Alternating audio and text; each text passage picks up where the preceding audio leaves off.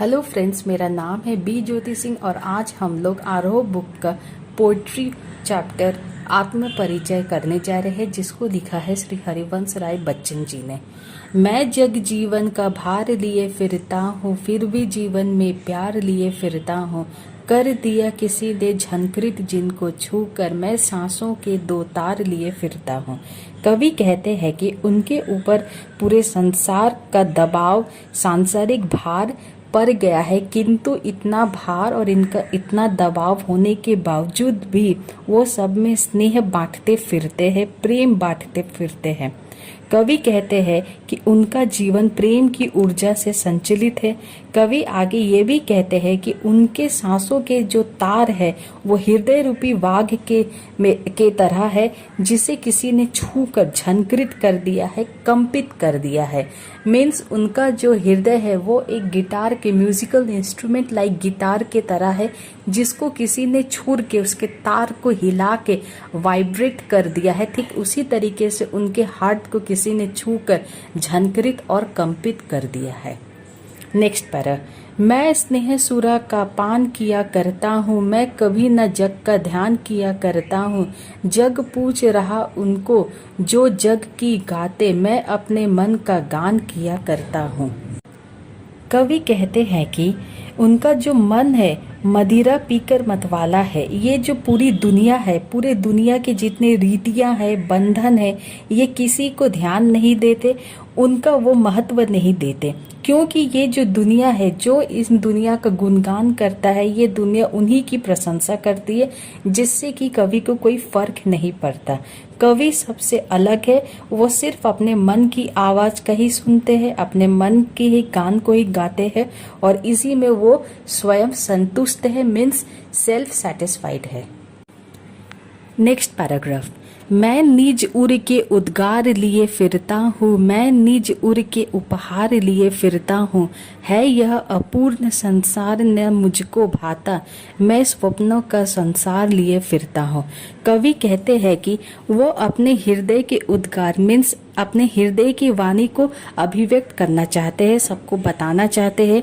वो हृदय के स्नेह रूपी उपहार को इस संसार को देना चाहते हैं, क्योंकि कवि के अनुसार ये संसार उनको अपूर्ण मीन्स इनकम्प्लीट लगता है।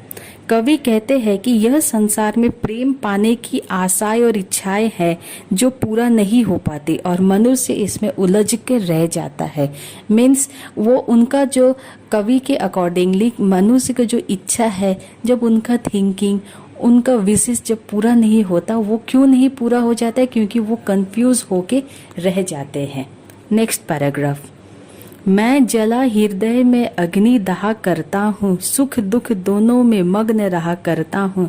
जग भव सागर तरने को नाव बनाए, मैं भव मौजों पर मस्त बहा करता हूँ। कवि कहते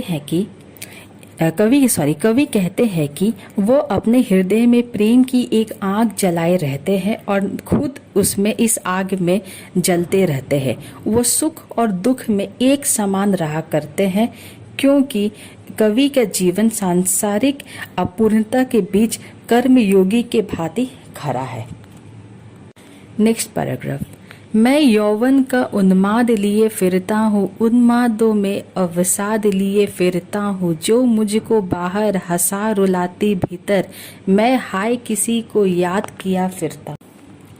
कवि कहते हैं कि यह संसार एक सागर की तरह है और कवि अपने आप को एक नौके की तरह कंपेयर कर रहे हैं।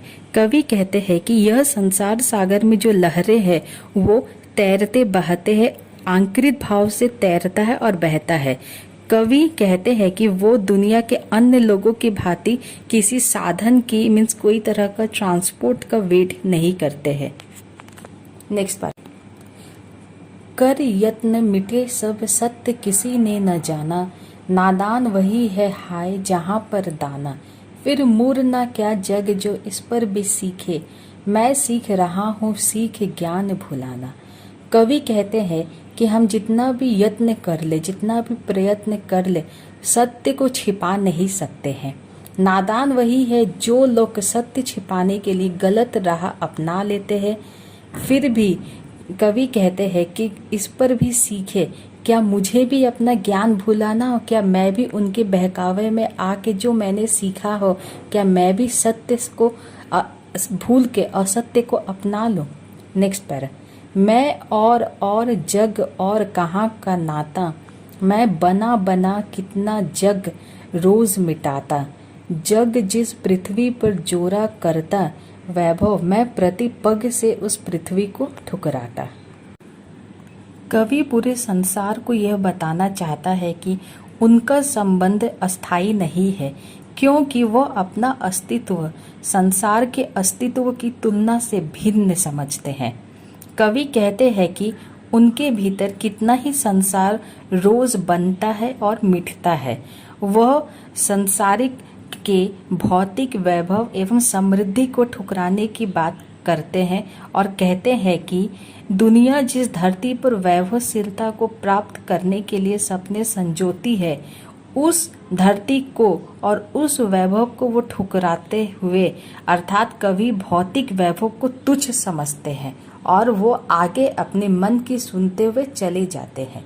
नेक्स्ट पैराग्राफ, मैं निज रोदन में राग लिए फिरता हूँ, शीतल वाणी में आग लिए फिरता हूँ, हो जिस पर भूपों के प्रसाद न्योछावर, मैं वो खंडहर का भाग लिए फिरता हूँ।